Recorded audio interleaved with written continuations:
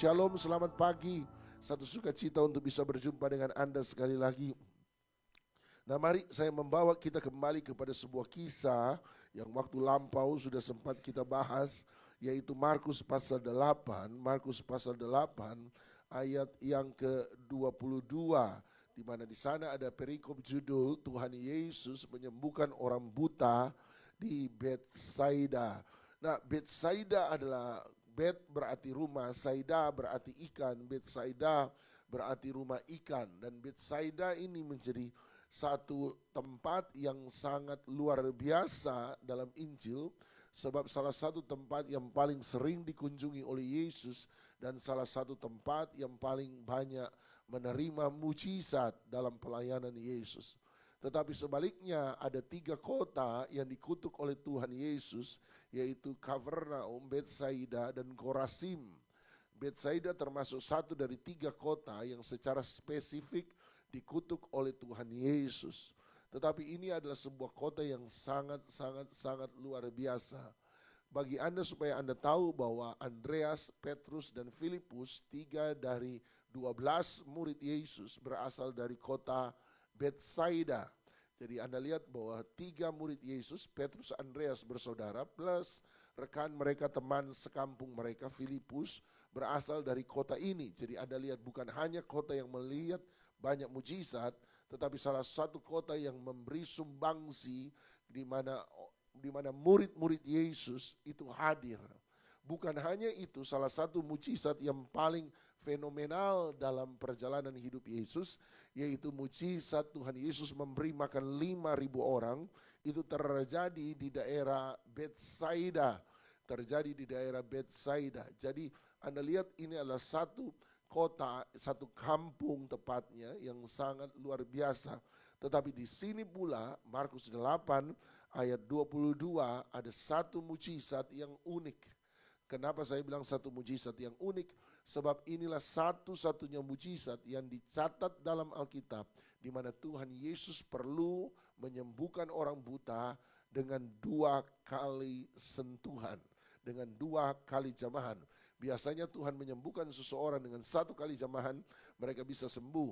Tetapi kali ini ada 1 orang buta, satu-satunya catatan Alkitab tentang mujizat di mana Tuhan Yesus butuh 2 kali jamahan supaya orang itu mengalami kesembuhan. Dan dari sinilah Anda dan saya mempunyai dasar bahwa benar ada mujizat secara langsung terjadi total, tetapi ada mujizat yang membutuhkan 2 kali jamahan. Nah, kembali ke Markus pasal 8 ayat 22. Markus 8 ayat 22. Kemudian tibalah Yesus dan murid-muridnya di Betsaida. Di situ orang membawa kepada Yesus orang buta, dan mereka memohon kepadanya supaya dia menjamah orang tersebut. Ayat 23, Yesus memegang tangan orang buta itu dan membawa dia, ini menarik, keluar kampung. Lalu dia meludahi mata orang itu dan meletakkan tangannya atasnya dan bertanya, sudahkah kau lihat sesuatu? Ayat yang ke-24, orang itu memandang ke depan lalu berkata, aku melihat orang, sebab melihat mereka berjalan-jalan, tetapi sebenarnya tampaknya seperti pohon-pohon. Ayat 25, Yesus meletakkan lagi tangannya pada mata orang itu, maka orang itu sungguh-sungguh melihat dan telah sembuh sehingga dia dapat melihat segala sesuatu dengan jelas. Ayat 26, sesudah itu Yesus menyuruh dia pulang ke rumahnya dan berkata, jangan masuk ke kampung. Nah, satu kali Tuhan Yesus ketika sampai di Betsaida, orang-orang dari Betsaida ketika tahu kedatangan Yesus, mereka keluar menyambut Yesus dan membawa orang buta. Jadi orang Betsaida, kampung Betsaida yang menyerahkan pada Yesus orang buta. Menariknya ketika mereka membawa kepada Yesus orang buta, Yesus tidak menyembuhkan orang itu di depan mata penduduk Betsaida, melainkan dia membawa orang itu keluar dari kampung. Dan kemudian dia mulai meludah, dia mengambil tanah liat, mulai meludahi mata orang itu, meletakkan tangannya ke atasnya, dan kemudian bertanya, sudahkah kamu melihat? Dan orang itu berkata, ya aku bisa melihat, tetapi sebenarnya tidak bisa dibilang bisa melihat. Sebab aku tahu, aku lihat ada orang, dan aku tahu itu orang sebab mereka berjalan-jalan. Tetapi sebenarnya rupa mereka seperti pohon. Tuhan Yesus harus menjamah pada kali yang kedua supaya kemudian dia benar-benar melihat. Nah, saya pernah ajar pada Anda tentang the time of transition, waktu sebuah transisi. Dan saya berkata pada Anda bahwa waktu transisi adalah waktu yang krusial, waktu yang penting. Sebab waktu transisi adalah waktu yang akan menentukan respon kita ke depan. Anda tetap kuat atau Anda akan menjadi lemah. Anda tetap percaya atau Anda akan murtad. Anda akan tetap setia atau Anda akan ogah-ogahan dengan Tuhan. Semua ditentukan pada time of transition, waktu sebuah transisi. Nah, hari ini kita akan menemukan waktu transisi sekali lagi. Ada orang yang buta, blind, bahasa Inggrisnya. Kemudian dia blur, kabur. Setelah itu dia bisa bright, melihat dengan jelas. Blind, blur, bright. Jadi blind, buta, blur, kabur, dan bright, jelas. Nah, antara satu keadaan blind ke bright, dari buta ke jelas, maka Anda seringkali harus melewati blur. Nah, ini yang tidak gampang. Blur ada pada satu, blur kabur, ada pada satu keadaan Anda dibilang buta, tidak buta, dibilang sudah bisa melihat, tidak bisa juga melihat. Dibilang buta, ya enggak buta sebab bisa melihat. Tapi dibilang benar-benar melihat, juga tidak bisa dibilang benar-benar melihat, sebab Anda belum jelas dalam melihat. Seringkali kita sama dari antara keadaan kita hari ini dengan janji Tuhan dalam hidup kita, pemulihan yang akan kita alami, kemenangan yang akan kita dapatkan, seringkali kita ada pada blur, kabur. Dulu ada utang. Sekarang sudahkah lunas? Ya, dibilang lunas belum, sebab masih ada utang. Tapi dibandingkan dulu, utang dulu, ya utang sekarang masih lebih baik, tapi masih ada utang. Tetapi di antara utang sampai lunas, seringkali ada blur. Kita ada di situ. Dibilang ditolong Tuhan, ya ditolong Tuhan. Tapi kalau bilang sudah selesai, jawaban saya belum selesai. Blur stage, tahap di mana Anda kabur. Dibilang sembuh, ya sembuh, sudah lebih mendingan. Tapi kalau dibilang benar-benar sembuh, belum juga. Masih suka kumat soalnya. Jadi Anda lihat blur stage, keadaan kabur. Dibilang tobat, ya sudah tobat, sudah ke gereja. Daripada dulu tidak pernah ke gereja, preman lagi. Sekarang dibilang benar-benar tobat, ya belum benar-benar tobat. Gitu. Sebab masih suka kumpul dengan teman-teman preman dulu. Blur stage.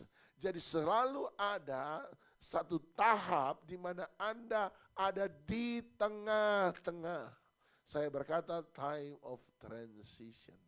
Disinilah yang akan menentukan Anda benar-benar bertobat atau tidak. Inilah yang akan menentukan Anda benar-benar mengalami pemulihan atau tidak. Inilah yang akan menentukan Anda benar-benar sembuh atau tidak. Disinilah Anda dan saya butuh tangan jamahan Tuhan yang kedua dalam hidup kita. Nah, ada beberapa hal yang seringkali membuat kita tanpa sadar ada di blur stage. Nah ini menarik sekali. Coba Anda lihat sekali lagi, saya beri satu kisah tiba-tiba saya ingat. Dalam Kejadian pasal yang ke-12, Kejadian pasal yang ke-12 sama peristiwa dengan Abraham. Kejadian pasal 12 ayat yang pertama. Kejadian 12 ayat 1. Berfirmanlah Tuhan kepada Abram, pergilah dari negerimu dan dari sanak saudaramu dan dari rumah bapamu ini ke negeri yang akan kutunjukkan kepadamu. Ayat 2. Aku akan membuat engkau menjadi bangsa yang besar, ini janji, dan memberkati engkau serta membuat namamu masyhur. Dan engkau akan menjadi berkat. Aku akan memberkati orang-orang yang memberkati engkau dan mengutuk orang-orang yang mengutuk engkau. Dan oleh keturunanmu, semua keturunan di bumi ini akan mendapat berkat. Nah, Tuhan berjanji, Bram, keluar dari 3 hal. Keluar dari negerimu, Ur Kasdim, keluar dari rumah bapakmu, Terah, dan keluar dari keluarga sanak keluargamu. 3 hal. Jadi dia disuruh keluar dari 3 hal. Dari negerinya, dari rumah bapaknya, dan dari sanak keluarganya.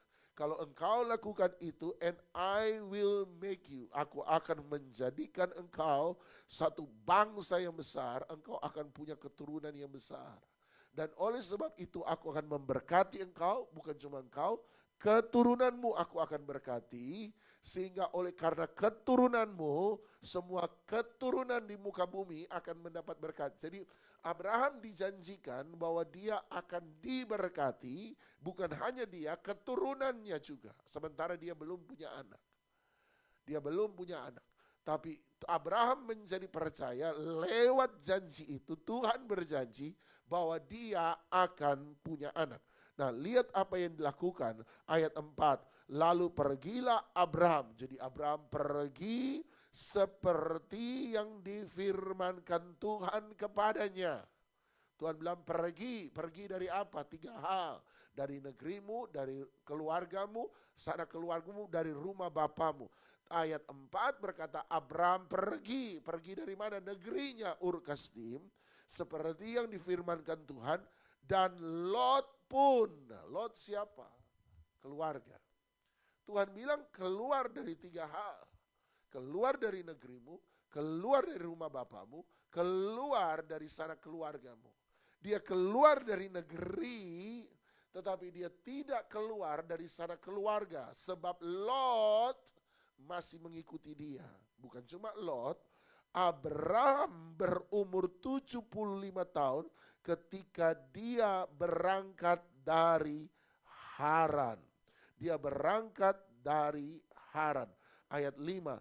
Abraham membawa Sarai, istrinya, dan Lot, anak saudaranya, dan segala harta benda yang didapat mereka dan orang-orang yang diperoleh mereka di Haran. Mereka berangkat ke tanah Kanaan lalu sampai di situ. Nah, menarik sekali, ternyata titik poinnya, kalau Anda lihat Kejadian 12, bukan dari Ur Kasdim, tetapi dari Haran. Kenapa di Haran? Sebab kalau Anda mundur Kejadian pasal 11, bapaknya Abraham itu masih ikut dengan Abraham. Dia disuruh keluar dari 3 hal. Negeri Ur Kasdim, dari rumah bapaknya, dari sana keluarganya. Betul Abraham keluar dari Ur Kasdim, negeri. Tetapi kalau Anda lihat Kejadian 11, bapaknya masih ikut dia, Terah. Dan Anda lihat dari Kejadian 12, Lot pun, Kejadian 11, 12, Lot pun masih mengikuti dia. Jadi 2 yang terakhir tidak dilakukan oleh Abraham. Itu sebabnya Abraham tidak langsung sampai ke Kanaan. Abraham singgah di kota bernama Haran. Kenapa dia singgah di kota bernama Haran? Sebab Terahlah yang memilih kota itu, sang bapak. Haran berarti delay, diperlambat. Jadi kembali lagi sama seperti tadi. Dari buta sampai melihat, dari blind sampai bright, seringkali kita melewati Blur. Dari Ur Kasdim ke Kanaan, karena Terah masih ikut, Terah singgah di kota bernama Haran. Dia sampai pada Blur stage. Nanti Anda akan lihat dari Kejadian 11, Terah harus keluar, harus mati dulu, baru Abram keluar dari Haran. Anda lihat Kejadian 13, Lot harus berpisah dari Abram, baru Abram bisa menepati janji Tuhan dalam hidupnya. Anda lihat seringkali kita sampai di Haran, Blur stage. Nah ini yang bahaya. Nah kembali ke Markus pasal 8. Anda lihat apa yang membuat seseorang sampai di Blur stage, tahap kabur, Haran. Nah di sini Tuhan mau kita belajar sesuatu. Nomor satu, menarik sekalian dari tadi saya sebut menarik adalah Tuhan harus membawa orang buta itu keluar dari Betsaida. Sama seperti Abram harus tunggu Terah mati, baru dia bisa keluar dari Haran. Abram harus tunggu berpisah dengan Lot, baru dia kemudian benar-benar bisa mendapatkan kembali janji Tuhan. Seringkali Tuhan sama dengan kita. Kita ini seringkali ada pada tempat yang salah. Berkumpul dengan orang yang salah. Itu sebabnya Tuhan harus menarik keluar kita dari perkumpulan yang salah. Masih ingat satu kali anak Yairus, Tuhan Yesus waktu datang, orang sudah menangis. Ya zaman dulu ada ya, persewaan tangisan, dulu ada, sekarang sudah tidak ada. Ya, sudah ada. Pokoknya ada ibu-ibu yang disewa, pokoknya dibuat sedih-sedih banget gitu ya. Pokoknya nonton drama Korea Insto itu habis. Pokoknya nangis. Dan Tuhan Yesus waktu masuk dia bilang suruh ini yang nangis-nangis ini keluar. Kenapa? Hanya mereka yang percaya yang ada di situ. Anda lihat atmosfer dalam kehidupan kita penting. Sebab persekutuan kita, fellowship kita dengan seseorang akan menentukan iman kita. Sama ketika dia sampai di Betsaida, kenapa dia suruh keluar orang ini dari Betsaida? Dan waktu orang itu sembuh, Tuhan Yesus memberi satu peringatan, jangan masuk ke kota itu lagi. Kenapa Tuhan Yesus menyuruh orang ini berpisah? Betsaida menarik. Betsaida waktu Tuhan Yesus sampai, mereka lah yang membawa orang buta ini pada Yesus. Tetapi Anda lihat sekalipun mereka membawa orang ini pada Yesus, tetapi sesungguhnya orang-orang inilah yang nantinya akan menjadi penghambat terhadap pertumbuhan rohani orang buta tersebut. Kenapa saya katakan menjadi terhambat, penghambat, menjadi haran, menjadi delay. Kenapa? Ya sebab iman mereka. Ingat tadi saya berkata salah satu dari 3 kota yang dikutuk oleh Tuhan Yesus adalah Betsaida. Kenapa dia mengutuk 3 kota ini? Dia berkata seandainya Tirus dan Sidon melihat mujizat-mujizat yang terjadi pada mereka, pada kamu, mereka akan bertobat dan percaya. Oh, sekarang saya tahu. Kenapa Tuhan Yesus suruh orang buta ini keluar dari kota Betsaida? Kenapa? Sebab sekalipun orang-orang Betsaida ini percaya pada Yesus, mereka bawa orang pada Yesus, tetapi mereka tidak bisa menjadi teladan untuk kehidupan iman. Sebab mereka tidak bertobat. Tuhan Yesus berkata, seandainya Tirus dan Sidon melihat semua mujizat yang kamu lihat, mereka akan bertobat dan percaya. Jadi mereka, Betsaida adalah satu kumpulan gereja, melayani Tuhan.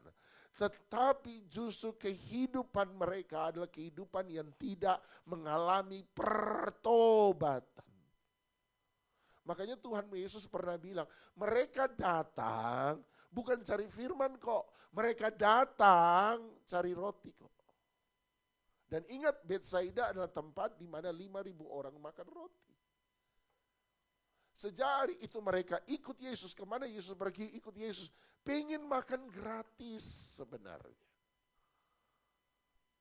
Pengen lihat mujizatnya sebenarnya. Saya tidak pernah anti mujizat. Saya percaya Yesus pembuat mujizat. Yang setuju katakan amin. Tapi Anda lihat, kalau kita cari mujizatnya dan bukan Yesusnya, lama-lama kita salah.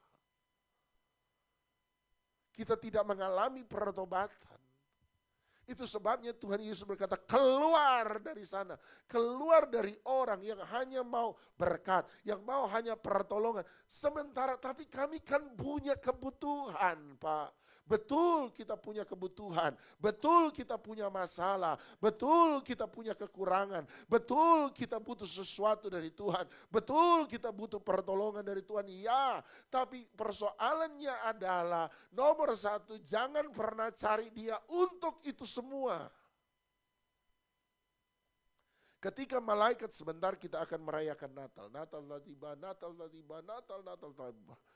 Natal telah tiba. Anda lihat, malaikat bilang sama orang, para gembala, dia berkata, pergilah ke Betlehem Efrata, di sana ada seorang bayi, Kristus Yesus Juru Selamat itu datang. Tandanya adalah ada seorang bayi ditaruh di atas palungan, ditutup dengan lampin. Dengar baik-baik, Lighthouse dengar baik-baik. Tandanya adalah bayi diletakkan pada palungan, ditutup dengan lampin. Yang perlu mereka cari hanyalah cari palungan, di mana palungan ada. Dari sekian ribu atau sekian puluh ribu palungan yang ada di Betlehem Efrata, cari palungan yang di dalamnya tidak ada makanan untuk hewan, tetapi di dalamnya ada seorang bayi. Tapi kalau Anda datang hanya cari palungannya, bukan ketemu dengan bayi, yang paling penting bukan palungannya. Palungan hanyalah tanda. Tetapi yang paling penting adalah si Dia yang ada di dalam palungan. Anda boleh cari pendeta, boleh. Tapi ingat, pendeta itu palungan. Anda boleh cari pertolongan, boleh. Tapi ingat, itu pertolongan itu hanya palungan. Anda boleh pintar baca Alkitab. 1 hari 3 patsal, 5 patsal, boleh. Tapi tolong ingat bahwa Alkitab itu hanyalah palungan. Anda boleh pelayanan, boleh. Tetapi tolong ingat bahwa pelayanan itu hanya palungan. Yang paling penting dari palungan ini menjadi berbeda. Sebab palungan ini yang spesial, di dalamnya ada Yesus. Yesus yang terutama. Pelayanan tanpa Yesus adalah palungan kosong. Alkitab tanpa Yesus adalah Alkitab yang kosong. Berkat tanpa Yesus adalah berkat yang kosong. Ibadah tanpa Yesus adalah ibadah yang kosong. Tapi ada banyak orang seperti Betsaida, senang dengan semua aktivitas, senang dengan semua kumpul-kumpul, senang bahkan dengan pengajaran firman, bahkan mereka duduk sampai hari sudah sore, sampai Tuhan Yesus bilang sama murid-muridnya, kamu harus beri mereka makan. Mereka senang dengar, but nothing changed, tidak ada yang berubah dalam hidup mereka, sebab Tuhan Yesus berkata mereka tidak bertobat. Sebab seandainya Tirus dan Sidon melihat dan mendengar apa yang mereka alami, Tirus dan Sidon sudah bertobat. Tidak ada yang salah dengan saya mau sembuh, saya mau oke. Nomor satu buat saya, ketemu Yesusnya, bukan mujizatnya. Sebab dukun bisa buat mujizat. Anda lihat dari sekian banyak mujizat, dari 10 tula, 3 tula bisa dilakukan oleh dukun-dukun Firaun. Jangan pernah pikir setan tidak punya kuasa. Setan punya kuasa. Tapi supaya tidak mengagungkan setan, saya mau berkata kuasa Tuhan lebih besar daripada kuasa setan. Tapi kalau Anda hanya cari kuasa, dukun bisa buat Anda terpesona. Itu sebabnya Tuhan Yesus berkata, keluar. Sebab mereka suka yang bombastis, mereka suka yang fantastis, mereka suka mujizat ada bukan untuk dipamerkan. Dia tarik keluar, jangan masuk. Artinya sebab ada sistem agama di Betsaida. Ada sistem agama dalam pemikiran orang. Mereka suka mujizat, mereka suka pengajaran, mereka suka ibadah, mereka suka pelayanan, tetapi mereka tidak punya pertobatan. Anda harus belajar keluar. Sama seperti Abram, terakhir harus Terah dimatikan dulu. Baru kemudian Abram bisa keluar dari Haran. Oleh sebab itu kepada semua teman Lighthouse, hari ini blur stage itu membuat kita, Tuhan betul saya keadaan sudah lebih baik dari kemarin, tetapi belum sebaik yang saya harapkan. Dan ini bisa buat kita stres. Dan tanpa sadar kita mulai mengejar berkat, berkat, berkat. Tuhan pertolongan Tuhan, Tuhan pertolongan Tuhan. Dan mulai melupakan Tuhan yang memberi pertolongan. Blur stage. Saya berdoa hari ini, set aside, tinggalkan sebentar semua keperluan Anda. Betul Anda butuh kebutuhan, betul Anda perlu pekerjaan Anda jadi lebih baik. Set aside sebentar dan bilang sama Tuhan, you all that I need, Engkaulah yang kubutuhkan lebih dari segala-galanya. Dan izinkan jamahan tangan Tuhan yang kedua terjadi dalam hidup kita. Sekali lagi hari ini. Jamahan yang membuat kita bisa melihat dengan lebih jelas. Saya berdoa, Anda mengalami jamahan tangan yang kedua sekali lagi. Bukan karena doamu, tapi karena Yesus.